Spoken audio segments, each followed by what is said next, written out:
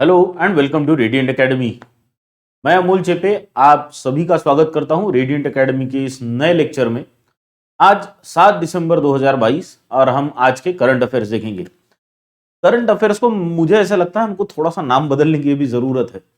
ये कल भी जैसे मैंने कहा था, करंट अफेयर्स को पॉइंट्स की तरह देखने में कोई मजा नहीं है। इसको अगर समझना है, सीखना है और याद रखना है तो आपको इसको कहानियों की तौर पे याद रखना पड़ेगा। तो आज से हम इसको करंट कहानियां कहेंगे। तो चलते हैं पहली कहानी पे। कहानियों पे जाने से पहले जो भी आज कहानियां आप सुनेंगे, जो भी करंट अफेयर्स के पॉइंट्स आप सुनेंगे, उस पे कुछ सवाल होंगे। तो ये सवाल मैं आपको पहले ही दे दूं। कल भी मैंने आपको कुछ सवाल दिए थे जिसके आंसर्स आपने कमेंट सेक्शन में डाले हैं। आज भी कुछ सवाल आपको देता हूं, उसके आंसर्स आप कमेंट सेक्शन में जरूर डालना। कुछ जो सवाल है जिनके आंसर्स आपको आज के लेक्चर में मिलेंगे, वो सवाल इस तरह से है। सबसे पहला जो आपका सवाल है वो सवाल है कि माउंट सेमेरू वोल्केनो, ये जो सेमेरू नाम का वोल्केनो है, ये एक एक्टिव वोल्केनो है, ये किस आइलैंड पे है? ये इंडोनेशिया में है, ये भी आपको बता देता हूं, पर ये किस आइलैंड पे है वो आपको बताना है। ठीक है, नाम याद रखना, माउंट सेमेरू। दूसरा जो सवाल है जिसका आंसर आपको आज के लेक्चर में ढूंढना है वो है कि इंडियन नेवी की जो स्पेशल फोर्स है जिनका नाम है मैरकॉस, ये मैरकॉस का हेडक्वार्टर कहां है? तो ये दूसरा सवाल है आपके लिए। तीसरा जो सवाल है वो है अल नासर फुटबॉल क्लब। ये अल नासर नाम का जो क्लब है ये सऊदी अरेबिया का है, पर ये सऊदी अरेबिया की कौन सी सिटी में बेस्ड है, ये आपको बताना है। चौथा जो आपका सवाल है वो है बारबाडोस, जो कि वेस्ट इंडीज के पास है, बारबाडोस की पहली महिला प्रधानमंत्री कौन है? First women prime minister of Barbados, इनका नाम आपको बताना है। और जो पांचवा सवाल है आपके लिए वो है कि अभी फिलहाल वर्ल्ड वेट लिफ्टिंग चैंपियनशिप हो रही है। ये वर्ल्ड वेट लिफ्टिंग चैंपियनशिप जो 5 दिसंबर से लेकर 16 दिसंबर तक हो रही है, ये किस कंट्री में हो रही है? और या फिर आप कह सकते हैं ये कहां हो रही है? इसका सवाल, इसका जवाब आपको हमको देना है। ठीक है, तो इन 5 सवालों के जवाब, इन 5 प्रश्नों के जवाब आपको इस लेक्चर में मिलेंगे और इसी के लिए हम आज का लेक्चर शुरू करते हैं। चलो तो let us start with the कहानियां। पहली कहानी, ये आज के आप पॉइंट्स देखेंगे ना, आज की कहानियां सुनेंगे तो आपको ध्यान ऐसा लगेगा कि आज के मैक्सिमम पॉइंट से विमेन रिलेटेड या स्पोर्ट्स रिलेटेड है। तो ये दो चीजों से रिलेटेड बहुत इंपॉर्टेंट पॉइंट्स आए, जिनमें से सबसे पहली न्यूज और सबसे बड़ी न्यूज कहूंगा मैं, वो आ रही है बीबीसी की एक नई लिस्ट से। बीबीसी ने दुनिया भर से 100 इंपॉर्टेंट या 100 इन्फ्लुएंशियल महिलाओं की एक लिस्ट बनाई है, जो लिस्ट का नाम है 100 वीमेन। तो ये 100 वीमेन, आपको एक सवाल तो ये बनेगा कि 100 वीमेन ये लिस्ट किसने बनाई है? तो ये लिस्ट बनाई है बीबीसी ने। BBC is British broadcasting company. इस कंपनी ने 100 वीमेन नाम की एक लिस्ट बनाई और इस लिस्ट में 4 इंडियन ओरिजिन वीमेन का नाम है। तो ये 4 इंडियन ओरिजिन वीमेन कौन है? इनके अलावा भी कौन सी ऐसी महिलाएं हैं कि प्रमुख तौर पर जिनका नाम इस लिस्ट में आया है, सबसे पहले हम उसके बारे में चर्चा करेंगे। तो जो सबसे पहला नाम है, आपको यहाँ पे दिख भी रहा होगा, इनको आप सभी पहचानते हो, प्रियंका चोपड़ा जोनस। तो प्रियंका चोपड़ा, इनका नाम इस लिस्ट में आया है। प्रियंका चोपड़ा को हम सब लोग एक एक्ट्रेस के तौर पे भी जानते हैं। वर्ल्ड मिस वर्ल्ड रह चुकी है, फॉर्मर मिस वर्ल्ड रह चुकी है। उसके बाद उन्होंने अपना एक्टिंग करियर शुरू किया, फिर प्रोडक्शन में भी आई, तो अभी वो प्रोड्यूसर भी है। और इसी के साथ साथ एक बहुत इंपॉर्टेंट पॉइंट उनसे जुड़ता है कि वो यूनिसेफ की ब्रांड एम्बेसडर भी है। तो यूनिसेफ की गुडविल एम्बेसडर, गलती से ब्रांड एम्बेसडर बोल दिया, लेकिन यूनिसेफ की वो गुडविल एम्बेसडर भी है। तो ये भी आपको याद रखना है, ठीक है ना, कि यूनिसेफ की, राइट। तो ये चीज आपको प्रियंका चोपड़ा जोनस के बारे में पता है। तो इनका नाम 100 वीमेन वाली लिस्ट में आया। दूसरी जो महिला है जिनका नाम 100 वीमेन की लिस्ट में आया है, वो महिला है एरोनॉटिकल इंजीनियर शिरीषा बांडला। शिरीषा बांडला, इनका नाम यहाँ पे ये हुआ है, इनका नाम मैं यहां लिख देता हूं, शिरीषा बांडला। तो शिरीषा बांडला ये जो है एक एरोनॉटिकल इंजीनियर है और इनका नाम 100 वुमेन की लिस्ट में आया है। ये इंडिया की सेकेंड इंडियन बॉर्न वुमेन है जो कि स्पेस में जा चुकी है या स्पेस में गई है। पहली हम सबको याद है कल्पना चावला, जो कि कोलंबिया स्पेस शटल से आते वक्त उनका स्पेसक्राफ्ट इंडिया के अर्थ के एटमॉस्फेयर में आते वक्त क्रैश हो गया था, बर्स्ट हो गया था, उसमें उनकी डेथ हुई थी। दूसरी जो इंडियन बॉर्न महिला है जो अभी स्पेस में गई है, उनका नाम है शिरीषा बांडला। तो ये बहुत इन्फ्लुएंशियल है और इनका नाम 100 वुमेन की लिस्ट में आया है। तीसरी जो महिला है जिनका नाम 100 वुमेन की लिस्ट में आया है वो है ऑथर गीतांजलि श्री।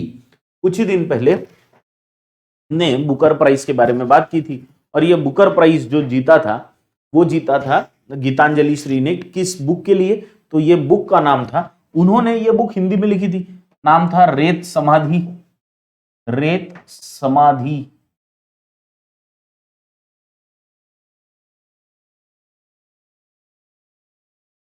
रेत समाधि। रेत समाधि ये नाम था।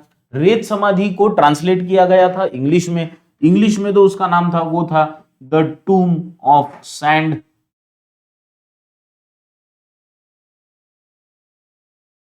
The टूम of sand.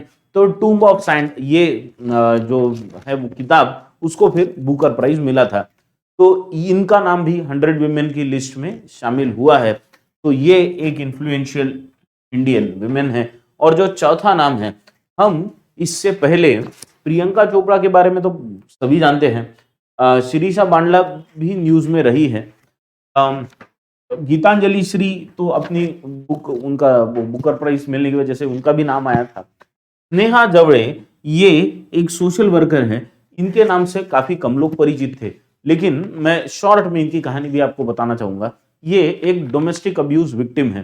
Domestic abuse victim मतलब इनकी जब शादी हुई, शादी के बाद इनको एक लड़का हुआ और जो फैमिली के साथ रह रही थी वो फैमिली की में डाउरी के लिए उनको कहा जाने लगा। वो उसके बाद काफी तकलीफें भी दी गई। ये इनका एबीपी माझा जो मराठी न्यूज चैनल है उस पर आए हुए इंटरव्यू का सोर्स लेके मैं बता रहा हूँ।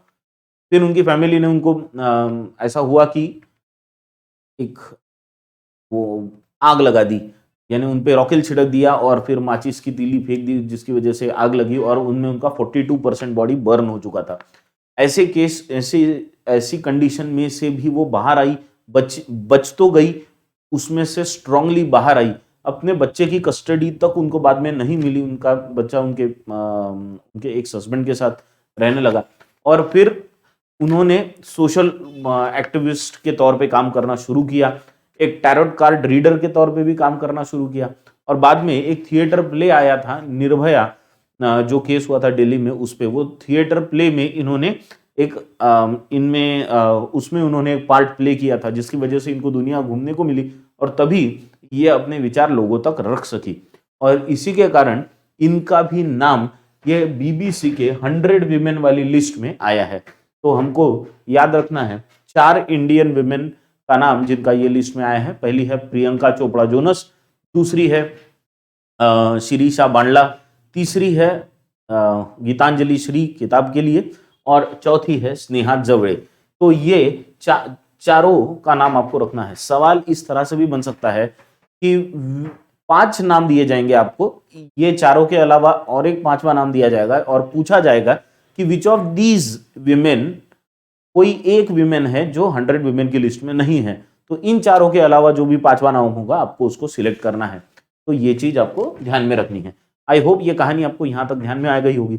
इनके अलावा भी कुछ इंपॉर्टेंट नाम है जिनके बारे में हमको चर्चा करनी है। जैसे एक नाम है जो कि पहली विमेन यूरोपियन कमीशन की चेयरमैन बनी है, first women president, first woman president बनी है यूरोपियन कमीशन की। यूरोपियन कमीशन की फर्स्ट विमेन प्रेसिडेंट बनी है। उनका नाम मैं आपको बता दूं, उनका नाम है उर्सुला वॉन डर लेयन। लिखने को जगह ढूंढेंगे पहले, तो हम यहां लिखता हूं, उनका नाम है उर्सुला वॉन डर लेन,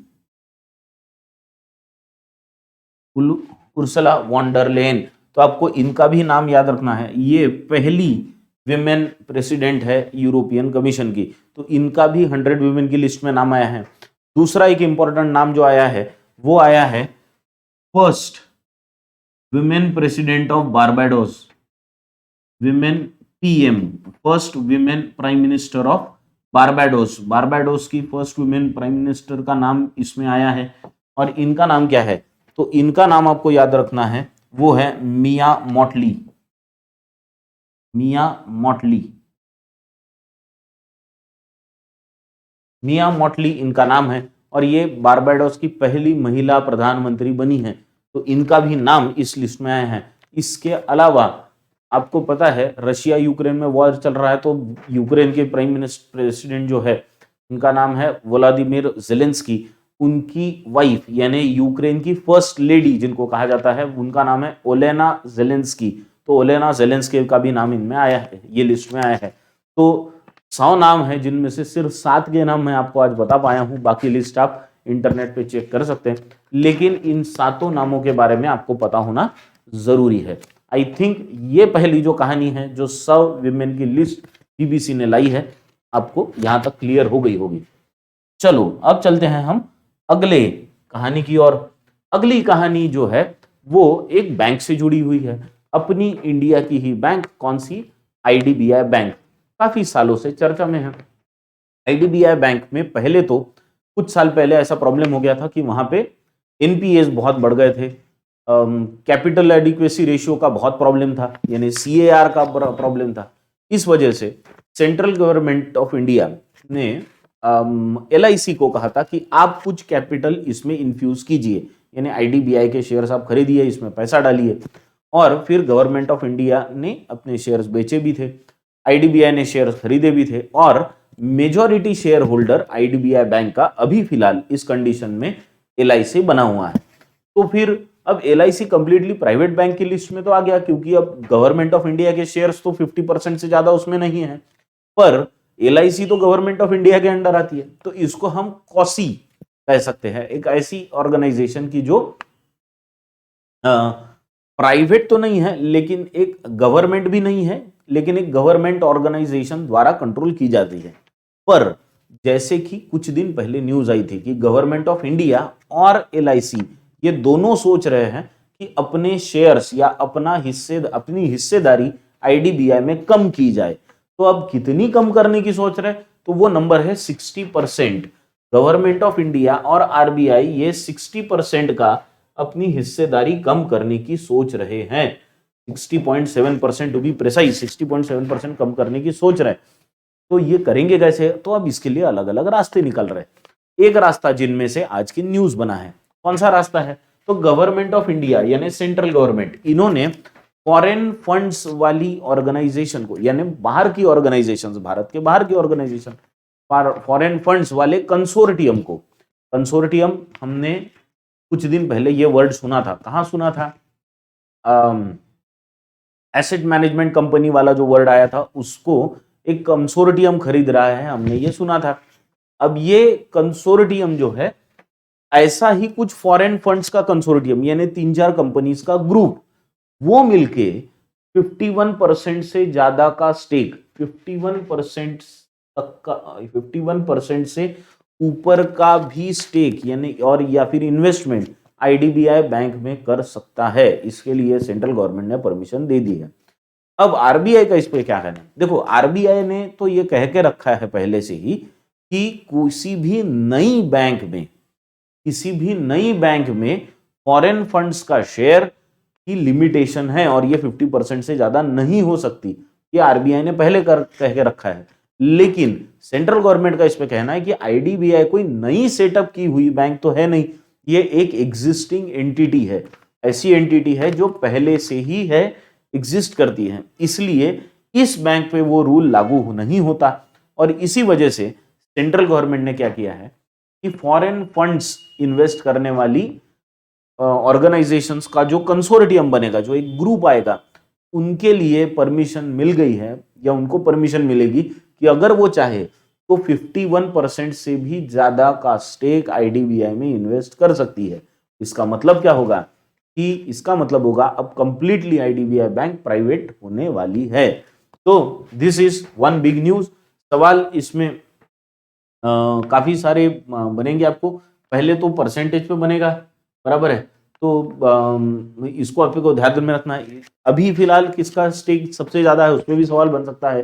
तो अभी फिलहाल जो स्टेक सबसे ज्यादा है 95% स्टेक अभी भी, देखो आपको यहाँ दिखेगा 49.2% और गवर्नमेंट का 45.5%। तो अभी भी 95% स्टेक तो गवर्नमेंट का ही है, यानी गवर्नमेंट ऑफ इंडिया और एलआईसी ये दोनों मिलके।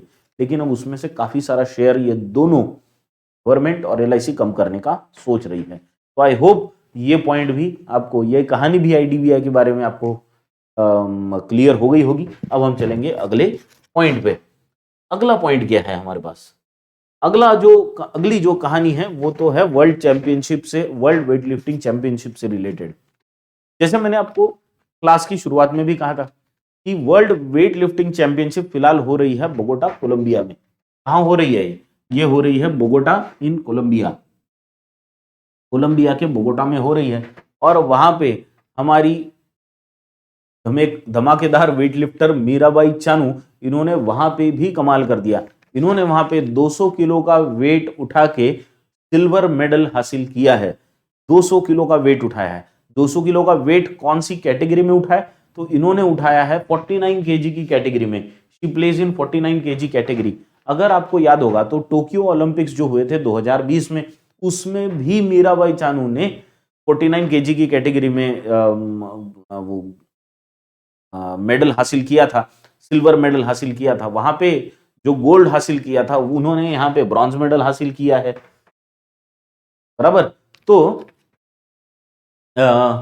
मीराबाई चानू ने टोक्यो ओलंपिक्स में मेडल हासिल किया था। अभी फिर से वर्ल्ड वेट लिफ्टिंग चैंपियनशिप जो बोगोटा कोलंबिया में हो रही है, वहां पे मीराबाई चानू ने सिल्वर हासिल किया है।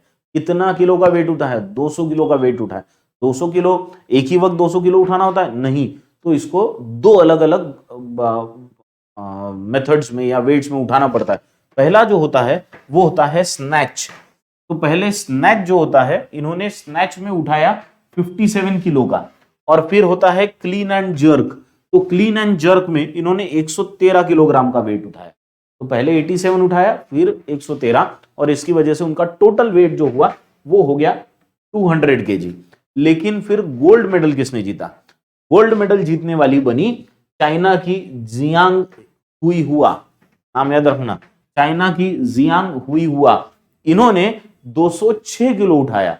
इन्होंने भी क्लीन एंड जर्क में 113 ही किलो उठाया, लेकिन इन्होंने पहली जो स्नैच होती है उसमें 93 केजी उठाया। तो 6 किलो का इनको यहां पे गेन हो गया। और ब्रॉन्ज मेडल भी चाइना की ही हाउ जिया हुआ, इन्होंने 190 केजी उठा के ब्रॉन्ज मेडल जीता। तो बोलेंगे सर नाम कैसे याद रखने का? देखो नाम याद रखने के लिए मीराबाई चानू का नाम हमको याद है, याद रहेगा भी, है ना। इन्होंने बहुत बार इंडिया के लिए काफी सारे मेडल्स लाए हैं इसलिए। लेकिन अब ये चाइनीज एथलीट्स या चाइनीज वेटलिफ्टर्स का नाम याद कैसे रखे? तो देखो इनका नाम ऐसा लग रहा है कोई इनको पूछा होगा, जियांग हुई हुआ।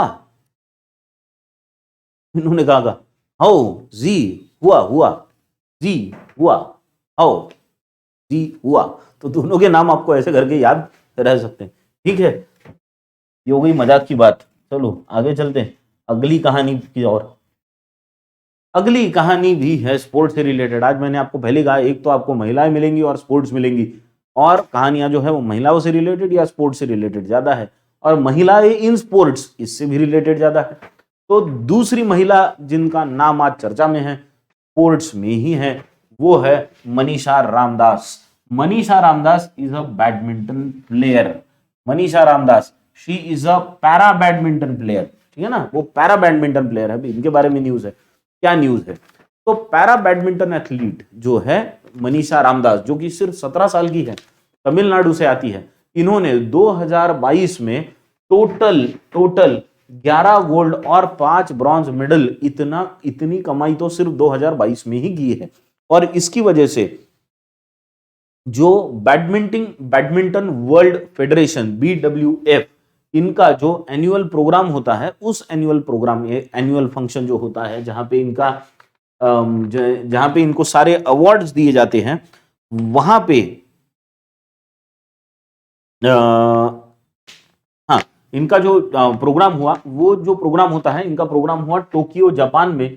तो वहां पे जो सारे अवार्ड्स दिए गए, उसमें उसमें female para badminton player of the year का अवार्ड बैडमिंटन वर्ल्ड फेडरेशन द्वारा female para badminton player of the year का अवार्ड जो दिया गया, वो मनीषा रामदास को दिया गया। ठीक है, तो ये एक बहुत बड़ी अचीवमेंट है इंडियन वुमन के लिए। अभी 2 दिन पहले हमने बैडमिंटन एशियन जूनियर चैंपियनशिप में देखा था कि पहली विमेन प्लेयर जो बनी थी, उन्नति हुडा, वो पहली इंडियन विमेन प्लेयर बनी थी जो कि वहां पे फाइनल्स में पहुंची थी, है ना। अब फिर से para badminton athlete player of the year का अवार्ड जो मिला है, वो एक इंडियन को मिला है, और उनका नाम है मनीषा रामदास, जो कि तमिलनाडु से आती है। एक्चुअली बताओ, जो फाइनल ये अवार्ड देने के वक्त जो नॉमिनेशंस थे, तो 5 में से 3 नॉमिनेशंस इंडिया के ही थे, जिनमें मानसी जोशी का भी नाम शामिल था, और नित्या सुमति का भी नाम शामिल था। तो ये भी उस कैटेगरी में शामिल थे, और उसमें से मनीषा रामदास ने बाजी मार ली। तो बहुत बड़ी न्यूज है। बैडमिंटन वर्ल्ड फेडरेशन का para athlete of the year का award, women para athlete of the year का अवार्ड किसको मिला है? मनीषा रामदास को मिला है। ये आपको याद रखना है। आई होप ये कहानी भी आपको क्लियर होगी। अब हम चलते हैं अगले पॉइंट की तरफ। अगला जो हमारा पॉइंट है, या अगली जो हमारी कहानी है, वो अपने ही स्टेट से रिलेटेड है, महाराष्ट्र से। महाराष्ट्र ये इंडिया का पहला ऐसा राज्य बना है जिसमें दिव्यांगों के लिए एक कंप्लीटली अलग इंडिपेंडेंट डिपार्टमेंट होगा, मिनिस्ट्री ही होगी, मंत्रालय होगा। अब ये मांग हमको पता है, हमारे से पास यहाँ पे अमरावती में अचलपुर है, और अचलपुर के एमएलए है बच्चू कडू। उनकी ऑलमोस्ट 20 सालों से ये मांग चल रही थी कि दिव्यांगों के लिए एक अलग मिनिस्ट्री की व्यवस्था होनी चाहिए, और इसीलिए कंप्लीट अभी कुछ दिन पहले जब international day for people with disabilities हुआ, पर्सन्स विद डिसेबिलिटीज, तो उसी दिन महाराष्ट्र सरकार ने यह घोषणा भी की थी कि महाराष्ट्र में दिव्यांगों के लिए कंप्लीटली अलग डिपार्टमेंट होगा। मंत्री कौन रहेंगे, इस पे अभी चर्चा नहीं हुई है। तो अभी महाराष्ट्र का विधानसभा का जो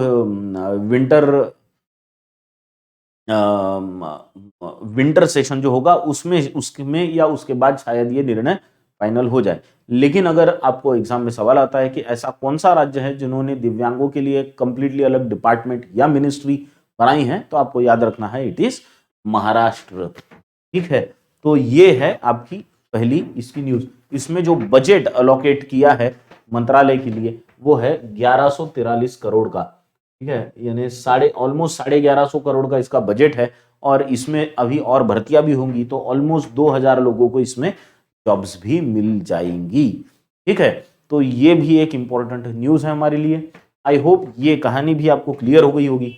अब हम चलेंगे अगली कहानी की ओर। नेक्स्ट कहानी कहां पे? नेक्स्ट कहानी जुड़ी है एक एक्सरसाइज से। एक्सरसाइज, काफी सारी एक्सरसाइज के बारे में हमने पिछले कुछ दिनों में चर्चा की है। वो फिर चाहे इंडिया और ऑस्ट्रेलिया की आर्मीज के बीच में हुई हो, या फिर इंडिया इंडोनेशिया के बीच में, या इंडिया मलेशिया के बीच में। आज हम जिस एक्सरसाइज के बारे में बात कर रहे हैं, वो एक्सरसाइज एक्चुअली एक नेवल एक्सरसाइज है, जो इंडियन नेवी और यूएस नेवी, सिर्फ इनके बीच में नहीं, इंडियन नेवी और यूएस नेवी, इनकी स्पेशल फोर्सेस के बीच में होती है। इनकी स्पेशल फोर्सेस के बीच में। अब इंडियन नेवी की जो स्पेशल फोर्स है, उनका नाम है मार्कोस। उनका नाम क्या है? उनका नाम है मार्कोस। और जो यूएसए की जो स्पेशल फोर्सेस है, यूएसए नेवी की जो स्पेशल फोर्स है, उनका नाम है सील्स। अब ये नाम पड़े कैसे, तो भी थोड़ा समझ ले। देखो, मार्कोस जो है, it is made from marine commandos. तो ये 2 वर्ड से बना है, एक है आपका मरीन, दूसरा है कमांडोज। ठीक है ना, तो ये इससे बना है। और सील्स जो बना है यूएस का, वो बना है सी, एयर और लैंड। सी, एयर और लैंड, ये 3 वर्ड से सील्स बना है। तो ये स्पेशल फोर्सेस है। ये स्पेशल फोर्सेस इकट्ठा आके अलग से एक्सरसाइज करती है। इस एक्सरसाइज का जो नाम है वो दिया है संगम। इसका नाम है संगम और ये इसका 7th एडिशन है। अब सोचिए 7th एडिशन मतलब ये एक्सरसाइज काफी पुरानी है। कब से चल रही है? तो ये चल रही है 1994 से। 1994 से संगम ये एक्सरसाइज इंडिया और यूएसए की नेवीज की स्पेशल फोर्सेस के बीच में चलती है, मार्कोस और सील्स, ठीक है ना। तो ये संगम एक्सरसाइज अभी कहां हो रही है? तो ये हो रही है गोवा में, ठीक है ना। तो ये वहां पे गोवा में शुरू हो गई, ये हमको याद रखना है। अब आपको शायद एक एक्सरसाइज से और कंफ्यूजन हो सकता है। वो एक्सरसाइज कौन सी है? तो वो एक्सरसाइज का नाम है एक्सरसाइज मालाबार। मालाबार एक्सरसाइज, देखो मालाबार एक्सरसाइज में भी मार्कोस शामिल है, सील्स शामिल है, लेकिन इन दोनों के अलावा वहां पे बाकी के भी पार्टिसिपेंट्स होते हैं। यानी देखो मार्कोस है वहां पे, सील्स है वहां पे और अदर पार्टिसिपेंट्स भी है, अदर पार्टिसिपेटिंग नेशन। तो 2 से ज्यादा वहां पे पार्टिसिपेंट्स होते हैं मालाबार में, लेकिन संगम में कितने होते हैं? सिर्फ 2। कौन कौन? मार्कोस और सील्स, यानी नेवी की स्पेशल फोर्सेस। इस पे मैंने आपको एक सवाल पूछा हुआ है, उसका जवाब आपको देना है, ठीक है। तो ये कहां हो रही है? संगम में हो रही है, गोवा में, ठीक है। अब मार्कोस के बारे में आपको बताया मैंने, मरीन कमांडोज कहा जाता है। मार्कोस का जो हेडक्वार्टर है, इनका जो हेडक्वार्टर है वो है आईएनएस कर्ण। आईएनएस कर्ण ये शिप है, कहां पे? ये है विशाखापट्टनम। विशाखापट्टनम। तो विशाखापट्टनम में आईएनएस कर्ण है और यहां पे उनका हेडक्वार्टर है। ये हमको ध्यान में रखना है। मार्कोस का हेडक्वार्टर इज इन आईएनएस कर्ण इन विशाखापट्टनम। तो ये आपको दिए गए एक सवाल का, एक प्रश्न का उत्तर है। आई होप ये कहानी भी आपको क्लियर हो गई होगी। एक्सरसाइज है संगम, जो कि गोवा में हो रही है और इंडिया और यूएसए की नेवी की स्पेशल फोर्सेस मार्कोस और सील्स इनके बीच में हो रही है। चलो अब चलते अगली कहानी की ओर। नेक्स्ट कहानी, अगली कहानी है परोपकार से जुड़ी हुई। परोपकार यानी अब हम जितना पैसा कमाए उतना ही पैसा जब देंगे तो हमको खुशी भी मिलेगी, बराबर है। तो ये ऐसे परोपकार करने वाले लोगों की लिस्ट भी बनती है। कितना परोपकार करते हैं लोग? बहुत करते हैं। तो इसका लिस्ट बनाई है। लिस्ट किसने बनाई? सारे पैसे वाले लोगों की लिस्ट रखने वाली कंपनी ने। कौन सी कंपनी है? कंपनी का नाम आप सभी को मालूम है, फोर्ब्स। कौन सी लिस्ट है? फोर्ब्स। तो फोर्ब्स एशिया ने एक नई लिस्ट बनाई है। लिस्ट का नाम है फिलैंथ्रोपी हीरोज या हीरोज ऑफ फिलैंथ्रोपी। फिलैंथ्रोपी का मतलब है परोपकार, लोगों में दान धर्म करना, पैसे देना, काफी सारी चीजों में मदद करना, यह है फिलैंथ्रोपी। तो फिलैंथ्रोपी के एशिया के हीरोज की एक लिस्ट बनी है फोर्ब्स द्वारा और उनमें 3 इंडियंस का नाम शामिल है। सबसे पहला जो इसमें नाम शामिल है वो है गौतम अदानी का। गौतम अदानी जो कि चेयरमैन है अदानी ग्रुप के, और इन्होंने अदानी फाउंडेशन के थ्रू, देखो जब पैसा देना होता है ना तो ऐसा ही किसी को नहीं दे देंगे, अपनी ही फाउंडेशन के थ्रू उसको रूट करते हैं ताकि उस पर कंट्रोल रहे, ध्यान ज्यादा रहे। तो अदानी फाउंडेशन के थ्रू अपने 60वें बर्थडे पे, 60th बर्थडे पे इन्होंने 60,000 करोड़ यानी 7.7 बिलियन रुपीस प्लेज किए थे फिलैंथ्रोपी के लिए, एजुकेशन के लिए, हेल्थ के लिए, क्या कहेंगे, हेल्थ केयर के लिए, एजुकेशन के लिए, स्किल डेवलपमेंट के लिए, ऐसी चीजों के लिए इन्होंने 60,000 करोड़ रुपीस प्लेज किए। और इसी की वजह से ये बने एशिया की जो लिस्ट बनी है फोर्ब्स की, Forbes Asia's heroes of philanthropy, उसमें सबसे ऊपर, सबसे बड़ी अमाउंट के साथ सबसे बड़ा फिलैंथ्रोपिस्ट कौन बने? तो गौतम अदानी बने। दूसरा जो नाम है ये लिस्ट में वो है शिव नादर का। शिव नादर तो यहां दिख रहे हैं। HCL टेक्नोलॉजीज जो कंपनी है उसके को फाउंडर है और अभी उसके चेयरमैन भी है। अभी एक्चुअली उन्होंने कहा है कि मैं एग्जीक्यूटिव ड्यूटीज नहीं संभाल रहा, लेकिन उन्होंने पूरा अपना ध्यान बाकी कामों पे लगाया है। तो इन्होंने भी ऑलमोस्ट $1 बिलियन जो है वो सोशल कॉज के लिए, सामाजिक कार्य के लिए $1 बिलियन से ज्यादा की अमाउंट दी है और इसीलिए उनका भी नाम इसमें है। तीसरा जो नाम है वो है अशोक सूटा का। अशोक सूटा ये चेयरमैन है हैप्पीएस्ट माइंड के। हैप्पीएस्ट माइंड ये जो कंपनी है इसके ये चेयरमैन है और इन्होंने भी ऑलमोस्ट 600 करोड़, इधर करोड़ को भी याद रखना, 600 करोड़ रुपए प्लेज किए हैं, दिए हैं। पहले तो 200 करोड़ इन्होंने दिए थे। कुछ ही फिलोंथ्रोपिस्ट है जो एक्चुअली दवाई बनाने के लिए बहुत अच्छा काम कर रहे हैं दवाई बनाने में, तो ये उसमें है। मेडिकल रिसर्च ट्रस्ट है इनका और उसमें ये काम करते हैं, यानी उसका काम ये देखते हैं।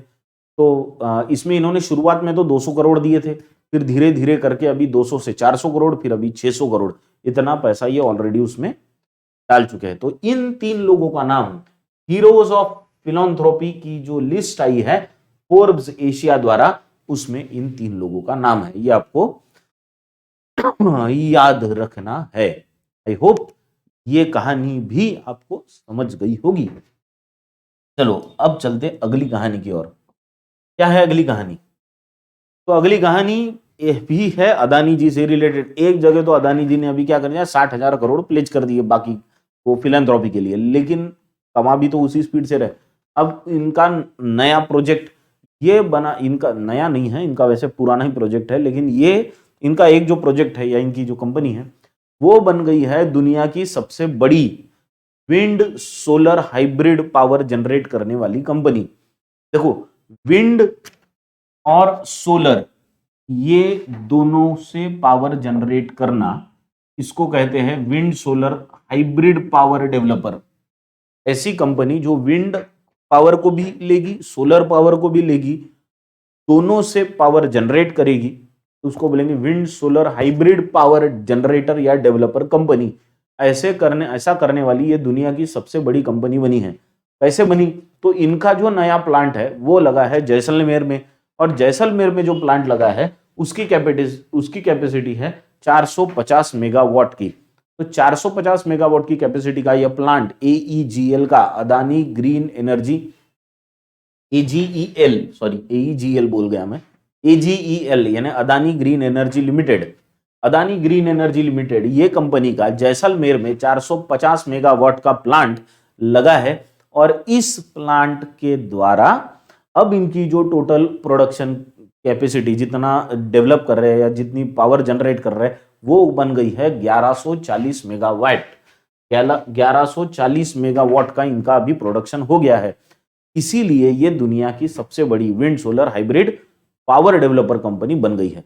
अगर ये और काम बढ़ाए इनका तो कैपेसिटी कितने तक बढ़ सकती है, नंबर आप देखेंगे तो चौंक जाएंगे, लेकिन the number is 7.17 gigawatts, megawatts नहीं गीगावाट। 7.17 गीगावाट्स की इनकी ऑपरेशनल जनरेशन कैपेसिटी है, ठीक है ना। तो आगे आने वाले दिनों में रिन्यूएबल एनर्जी में ये कंपनी बहुत बड़ा काम करेगी, ऐसा लग रहा है। जैसे ही हमने कहा था कि 2030 तक हमारी जितना भी पावर जनरेशन है उसका 50% पावर जनरेशन हमको रिन्यूएबल सोर्सेस से करना है। दूसरा, इंडिया का टारगेट ये भी है कि हम 2070 तक जीरो कार्बन एमिशन वाली कंट्री हमको बनना है, ठीक है ना। तो ये दोनों, इसमें ऐसी कंपनीज, ऐसी ऑर्गेनाइजेशंस का रोल बहुत इंपॉर्टेंट होने वाला है। आई होप ये AGEL वाली जो कहानी है वो आपको समझ गई होगी। ये आपको समझ गया होगा wind solar hybrid power generation क्या होता है, और ये दुनिया की सबसे बड़ी कंपनी बन गई है, ठीक है। तो चलो अब चलते अगली कहानी की ओर। अगली कहानी बहुत इंपॉर्टेंट वोल्केनो से रिलेटेड है। वोल्केनो का नाम है mount Semeru volcano. Mount Semeru volcano ये इंडोनेशिया में है। इंडोनेशिया में कहाँ है? तो इंडोनेशिया में, जैसा आपको पता है, जकार्ता है। जकार्ता से साउथ वेस्ट में 800 किलोमीटर चले जाइए, वहां पे आपको जावा आइलैंड मिलेगा। वहां का बहुत इंपॉर्टेंट आइलैंड है जावा। उस जावा आइलैंड पे ये माउंट सेमेरू जो वोल्केनो है, ये वोल्केनो वहां पे है, जावा आइलैंड पे। तो अगर पूछा जाए कि कौन से आइलैंड पे है, तो याद रखना ये आपको जावा आइलैंड पे माउंट सेमेरू वोल्केनो मिल जाएगा। और ये सेमेरू वोल्केनो वहाँ है और ये फट रहा है, मतलब इसमें से फ्लाई ऐश काफी बाहर निकल रही है। और रिवर्स ऑफ, यानी ये आप देखते हैं वियॉन की न्यूज से ये फोटो लिया गया है, तो जिनका क्रेडिट है भाई उसको क्रेडिट देना चाहिए, है ना। और ये दिख रहे हैं आप, नदियां बह रही हैं लावा की, तो लावा की नदियां वहां से बह रही है। 2000 लोगों को वहां से इवैक्यूएट करके अब ले जाया गया है। करंट अफेयर्स का इंपॉर्टेंट पॉइंट क्या है इसमें, आपको पूछा जा सकता है कि सेमेरू, माउंट सेमेरू का वोल्केनो ये कौन से आइलैंड पे स्थित है या कौन सी कंट्री में स्थित है।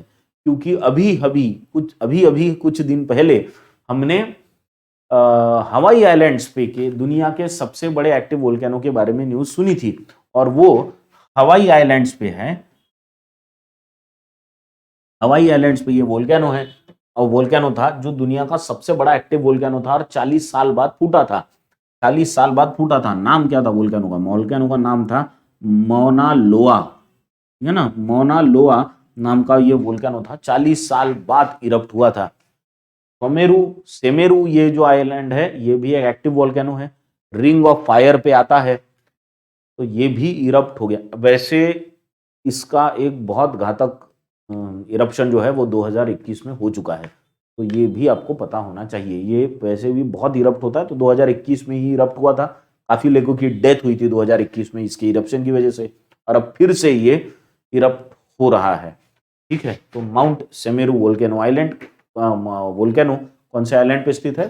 जवाब है जावा आइलैंड्स पे। ये कहानी यहीं समाप्त होती है, दूसरी कहानी शुरू होती है फुटबॉल से रिलेटेड। अब इनका चेहरा तो आप देख ही रहे हो, इनका चेहरा इनको कौन नहीं पहचानता। क्रिस्टियानो रोनाल्डो, दुनिया के सबसे बेहतरीन प्लेयर्स, आज तक हुए दुनिया के सबसे बेहतरीन प्लेयर्स में से एक। अभी अभी वर्ल्ड कप में रिकॉर्ड बनाए हैं, 5 वर्ल्ड कप्स में गोल मारने वाले दुनिया के पहले प्लेयर ये बने हैं। अब फिर से न्यूज में है। न्यूज में किस वजह से है? तो न्यूज में अब इस वजह से है कि इन्होंने सऊदी अरेबिया की, सुनिए, अभी क्रिस्टियानो रोनाल्डो पोर्तुगाल की टीम से खेलते हैं, लेकिन क्लब फुटबॉल में ये फिलहाल मैनचेस्टर यूनाइटेड से खेल रहे थे। मैनचेस्टर यूनाइटेड में 2.5 साल से खेल रहे थे। 2.5 साल का कॉन्ट्रैक्ट बीच में टर्मिनेट किया गया। मैनचेस्टर यूनाइटेड ने कहा है कि म्यूचुअल एग्रीमेंट है तोड़ने का, दोनों को एक दूसरे के साथ कंटिन्यू नहीं करना है, और ये एग्रीमेंट तोड़ के अब फ्री एजेंट के तौर पे ये थे, यानी किसी भी क्लब के साथ जुड़ने के लिए तैयार थे। आखिर में इनका डील जो फाइनलाइज हुआ है वो किस फुटबॉल क्लब के साथ हुआ है? नाम याद रखना बहुत जरूरी है। अल नासर। अल नासर नाम का ये क्लब है। ये क्लब है सऊदी अरेबिया का। सऊदी अरेबिया का अल नासर क्लब, जो कि रियाद नाम की सिटी में बेस्ड है। ये एक इंपॉर्टेंट चीज है, रियाद नाम की सिटी में ये क्लब बेस्ड है। और सऊदी अरेबिया के फुटबॉल में 1955 से ये क्लब एग्जिस्टेंस में है, और इस क्लब को वहां के सबसे सक्सेसफुल क्लब्स में से एक समझा जाता है। तो इस क्लब को रोनाल्डो ने ज्वाइन किया है। क्रिस्टियानो रोनाल्डो ने सऊदी अरेबिया के अल नासर क्लब, जो कि रियाद में बेस्ड है, उसको ज्वाइन किया है। डील कितने की हुई है? तो डील हुई है 200 मिलियन यूरोज पर सीजन। डील की अमाउंट है 200 मिलियन यूरोज पर सीजन। ये नौबत क्यों आई? नौबत आई मैनचेस्टर यूनाइटेड में जब से खेल रहे थे। इससे पहले रियल मैड्रिड और यूवेंटस में खेल चुके हैं ना। तो मैनचेस्टर यूनाइटेड में जब 2.5 साल पहले आए तो उनको वहां आने के बाद से ऐसा लग रहा था, ऐसा उनका कहना है, उनको लग रहा था कि उनको जितना चाहिए उतना रिस्पेक्ट नहीं मिल रहा था वहां के मैनेजमेंट, वहां के कोच जो है एरिक टेन हैग उनकी तरफ से, या फिर जो बोर्ड है वहां का, जो बॉडी है जिनका क्लब है, उनकी तरफ से। तो इसीलिए फिर उन्होंने एक इंटरव्यू देने की सोची, और इन्होंने पियर्स मॉर्गन, ये जो ब्रॉडकास्टर है, बहुत नोन ब्रॉडकास्टर है, तो इनको इंटरव्यू देने की सोची, और इनका इंटरव्यू एयर हुआ वर्ल्ड कप शुरू होने के कुछ दिन पहले। और जैसे ही इंटरव्यू पब्लिक हुआ, एयर हुआ, वैसे ही इनको शायद पता ही था कि मैनचेस्टर यूनाइटेड से में अब ये ज्यादा दिन रहने वाले नहीं हैं। तो फिर कॉन्ट्रैक्ट हो गया रद्द, दोनों ने रद्द कर दिया कॉन्ट्रैक्ट, ये हो गए फ्री, और अब ये कहीं भी जाने के लिए रेडी थे। तो इन्होंने अब सऊदी अरेबिया के अल नासर क्लब को ज्वाइन करने का सोचा है। तो ये है छोटा सा उसकी पीछे की कहानी। कहानी पता हो तो करंट अफेयर्स की चीजें याद हो रहती। तो आई होप आपको ये कहानी भी समझ गई होगी पूरी। ये कहानी जैसे मैंने आपको कही वैसे ही यहाँ लिखी हुई है, पढ़ के सुनाने में मतलब नहीं था, इसलिए ऐसे ही सुना दी। चलो अब चलते हैं अगले पॉइंट पे। अगला जो पॉइंट है वो भी स्पोर्ट्स से ही रिलेटेड है और विमेन से भी रिलेटेड है। क्या? तो इंडिया की विमेन्स क्रिकेट टीम के भी काफी न्यूज में थी, इनके कोच काफी न्यूज में थे। नाम है रमेश पवार। रमेश पवार ये महाराष्ट्र से है। इंडियन विमेन क्रिकेट टीम के ये हेड कोच हुआ करते थे, पर पहले मिथाली राज के साथ जो इनकी अनबन हुई और फिर बाकी भी प्लेयर्स के साथ इनकी नहीं पट रही थी ऐसा कहा जाता है, जिसकी वजह से फिर अब उनको वहां से शिफ्ट किया है, यानी वहां की ड्यूटी बोल दी है, ठीक है अब खत्म, यहाँ मत कीजिए। वहां से निकाल के अब कहाँ गए? ये बने हैं अब bowling coach national cricket academy के, एनसीए में। अब ये bowling coach, spin bowling coach, सिर्फ बॉलिंग कोच नहीं, स्पिन बॉलिंग कोच करके इन्होंने ज्वाइन किया है। तो जगह थी खाली। अब ये खाली जगह में हेड कोच तो अभी कोई बना नहीं है, लेकिन बैटिंग कोच की जिम्मेदारी किसी को दी गई है। कौन बने हैं नए batting coach Indian women's cricket team के? इंडियन विमेन्स क्रिकेट टीम के नए जो बैटिंग कोच बने हैं उनका नाम है ऋषिकेश कानिटकर। इनका नाम है ऋषिकेश कानिटकर। ऋषिकेश कानिटकर को पता नहीं आपकी जनरेशन के कितने लोग जानते हैं, लेकिन हम उनको एक बहुत इंपॉर्टेंट मैच की वजह से जानते हैं। ढाका में मैच हो रही थी, इंडिपेंडेंस कप था आई थिंक, मुझे पूरा नाम याद नहीं उस कप का, इंडिपेंडेंस कप था और उसकी फाइनल चल रही थी, जिसमें फाइनल में इंडिया और पाकिस्तान खेल रहे थे। बहुत पुरानी बात है, वो टाइम पे 300 का स्कोर करना भी बहुत होता था, अब तो 450 भी कम लगते हैं। तो 300 का स्कोर करना भी, और इंडिया वैसे भी चेसिंग के लिए बिल्कुल जानी नहीं जाती थी उस समय पे, हम चेस नहीं करते थे स्कोर। और वो टाइम का सबसे बड़ा चेसिंग का जो रिकॉर्ड स्कोर था वो 315 था, और ये 315 का टारगेट हमको मिला था पाकिस्तान की तरफ से। उस मैच में जितना मुझे याद है कि सौरव गांगुली ने 124 रन बनाए थे, कुछ 100 मारी थी, उनका साथ दिया था रॉबिन सिंह ने। अब जब आखिरी आखिरी ओवर्स आ रहे थे तो वो टाइम पे फ्लड लाइट्स नहीं थे और अंधेरा पड़ रहा था, जिसकी वजह से पाकिस्तान की टीम कह रही थी नहीं मैच रोक दो। इंडिया की टीम तो मुझे जितना याद है, जितनी मेरी मेमोरी याद है, मुझे ऐसा याद है कि रॉबिन सिंह, ऋषिकेश कानिटकर, ये जो प्लेयर्स है ना, ये ग्राउंड पे बैठ गए थे, सौरव गांगुली ग्राउंड पे बैठ गए थे, बोले अंधेरा हुआ तो भी हम खेलेंगे, बैटिंग तो हमको करना है तो हम खेलेंगे, चलो मैच खेलो। तो फिर आखिरी जो ओवर था उसमें राजेश चौहान ने आई थिंक कुछ 6 मारा था, फिर ऋषिकेश कानिटकर आए थे बैटिंग को, और 2 बॉल में 4 रन की जरूरत थी। सकलेन मुश्ताक जो कि पाकिस्तान के बहुत बेहतरीन ऑफ स्पिनर रहे, वो बॉलिंग कर रहे थे और ऋषिकेश कानिटकर ने चौका मार के मैच जिताई थी। तो वो मैच मुझे ऋषिकेश कानिटकर की बहुत याद है। बहुत सारे इंडियंस को, हमारी जनरेशन के तो वो टाइम पे क्रिकेट को बहुत ज़्यादा सीरियसली फॉलो करते हैं, उनको ये मैच की बहुत बारीक बारीक चीज़ें भी याद है, तो उनको ये चीज़ फिर से याद आ जाएगी। तो यही ऋषिकेश कानिटकर अभी फिलहाल विमेंस क्रिकेट टीम के बैटिंग कोच होंगे। अभी वो टीम से जुड़ भी गए हैं मुंबई में, कि जहाँ पे अभी ऑस्ट्रेलिया के साथ जो है वो T20 का एक सीरीज होने वाला है, जो अभी कल से शुरू होगा, 9 दिसंबर से ये सीरीज शुरू होगा। वैसे कानिटकर कोचिंग में बहुत अच्छा काम ऑलरेडी कर चुके हैं, राइट। ये रणजी ट्रॉफी की काफ़ी टीम्स के कोच रह चुके हैं। इसके अलावा अंडर 19 की जो हमारी क्रिकेट टीम है जिन्होंने वर्ल्ड कप जीता, उसके भी कोच ऋषिकेश कानिटकर रह चुके हैं। होपफुली लगता है कि आपको ये कहानी ऋषिकेश कानिटकर इनके बारे में ध्यान में आ गई होगी। अभी ये बैटिंग कोच बने हैं इंडियन वुमेन्स क्रिकेट टीम के। तो ये एक इंपॉर्टेंट पॉइंट आप सभी के लिए। चलो तो आप चलते हैं अगली कहानी की ओर। अगली कहानी क्या है? कुछ रह तो नहीं गया इसमें बताने के लिए आपको? देख लूं एक बार। ठीक है, और अब हम चलेंगे हमारे लास्ट पॉइंट की ओर, और ये सबसे इंपॉर्टेंट मुद्दा है। आप कहेंगे कि सर ये सबसे पहले क्यों नहीं ले लिया? तो वो इसलिए कि इसको बताने में शायद कुछ समय लग सकता है। ये सिर्फ करंट अफेयर्स का पॉइंट नहीं है, तो बैंकिंग अवेयरनेस का भी पॉइंट है, इसलिए आई थॉट कि इसको लास्ट में रखते, क्योंकि आज इंपॉर्टेंस ऑफ द डे बताने के लिए कुछ खास था नहीं। मैं सोचा इसी पॉइंट से हम लोग एंड करेंगे। तो मुद्दा क्या है? मुद्दा है कि रिजर्व बैंक ऑफ इंडिया ने मुद्दा है कि रिजर्व बैंक ऑफ इंडिया ने रेपो रेट को 35 बेसिस पॉइंट से बढ़ा के 6.25% पे कर दिया।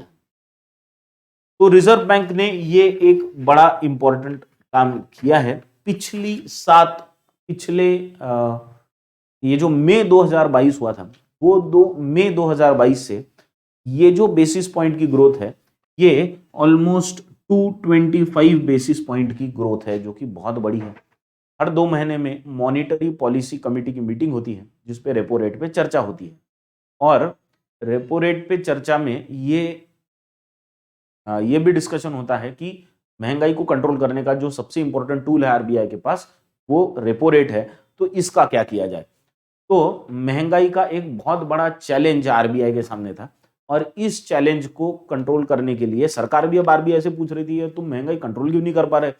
तो एक्सपर्ट्स का जो कहना है वो है कि ये डिमांड ड्रिवन इन्फ्लेशन नहीं है, यानी ये सप्लाई ड्रिवन है। सप्लाई कम होने की वजह से महंगाई है, डिमांड ज्यादा होने की वजह से नहीं है, है ना। तो ऐसा एक्सपर्ट्स का कहना है, लेकिन हम आएंगे उस पर बाद में। पहले तो ये बात समझ लेते हैं रेपो रेट क्या है। जो बच्चे नए हैं उनके लिए रेपो रेट पहले देखेंगे। रेपो रेट क्या है, देखिए, जब कोई बैंक होती है, उस बैंक को रिजर्व बैंक ऑफ इंडिया से पैसे लेने पड़ते हैं। तो आरबीआई जिस रेट पे बैंक को पैसा देगा, उस रेट को कहा जाता है रेपो रेट, रीपर्चेस एग्रीमेंट बोला जाता है। लेट से आपकी बैंक है आरबीआई। आरबीआई बैंक को, किसी भी बैंक को पैसा देगी, वो बैंक पैसा देगी कस्टमर को। तो आरबीआई बैंक को लोन देगी और बैंक कस्टमर को लोन देगी। अब समझो, मैं या आप, हम लोग हैं कस्टमर, हमारी प्राइवेट कोई जॉब है जहां पे हमको सैलरी मिलती है। कस्टमर है, लेट से ये कस्टमर को 20,000 का सैलरी मिलता है। आपको आई थिंक इस पे दिख रहा होगा, 20,000 का सैलरी मिलता है, ठीक है ना। अब 20,000 की सैलरी में से वो जो कस्टमर है, वो कस्टमर 10,000 रुपए, तो उसके सॉरी, तो थोड़ा सा कम करेंगे ना, लेट से उसको 8,000 रुपीज उसका घर का खर्चा है, ठीक है ना। ये 20,000 में से ही उसने फिर सोचा कि मैं घर ले लूं, और घर का जो ईएमआई है उसका, वो पड़ रहा है उसका 10,000 रुपए। ये उसका घर का ईएमआई पड़ रहा है, ठीक है। अब समझिए, आरबीआई कोविड का जो समय था, उसमें आरबीआई ने ये रेपो रेट कम किया था। कम किया था मतलब कितना था, 4% था, लेट से। अब 4% का रेपो रेट पे बैंक आरबीआई से पैसे उठा रहा था, तो बैंक कस्टमर को देगा, बोलेगा ठीक है 4%, मेरा कुछ प्रॉफिट जोड़ के मैं तुमको 8% पे देता हूं। तो अब 8% पे तुम लोग 8% पे तुम लोग लोन लो। अब ये 8% के हिसाब से लेट से इसको 10,000 रुपए का ईएमआई आ रहा था। ये कोई 20,000 का 8% नहीं है, हाँ। तो 10,000 रुपए लेट से इसका ईएमआई आ रहा था। अब तो इसके पास क्या है, 20,000 में से 8,000 घर से खर्चे में गए, 10,000 की गई ईएमआई, ये गया ईएमआई, ये गए घर खर्चे। अब इसके पास बचे कितने कस्टमर के पास, अब ये बचेंगे, बोले 2,000 रुपए तो मेरे पास बच गए।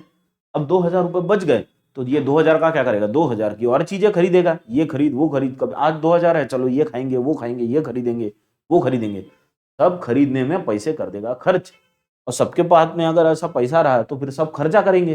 तो जब सब खर्चा करेंगे तो क्या होगा, चीजों के दाम बढ़ेंगे, बराबर है। सबके पास अगर हाथ में पैसा है और सभी को एक ही चीज चाहिए, तो चीजों के दाम बढ़ेंगे ना। समझ लीजिए, आप मेरे जैसे, हम एक क्लास में 5 लोग हैं, और हम सबके पास 2-2 हजार रुपए बचे हैं, और सबको मस्त वो OnePlus के ईयरफोन्स खरीदने हैं। तो हम सभी अगर दुकानदार के पास जाएंगे, बोलेंगे हम सबके पास 2-2 हजार रुपए, चलो हमको अब वो दे दो, तो वो क्या बोलेगा, नहीं। बोलेगा नहीं, सबके पास 2,000, मैं 2,000 में क्यों बेचूं, चलो मैं 2,500 में बेचता हूँ। तो महंगाई तो बढ़ गई। अब हमारे में से जिसके पास 2,500 होंगे, सिर्फ वो खरीदेगा, बराबर है। तो महंगाई बढ़ गई, क्यों, क्योंकि सबके हाथ में पैसा था। अब आरबीआई क्या सोचती है, आरबीआई सोचती है अच्छा सबके हाथ में पैसा, चलो पैसा मैं अपनी तरफ ले लूं, थोड़ा सा लोगों के हाथ में का पैसा जरा कम करूं, ताकि महंगाई कम हो।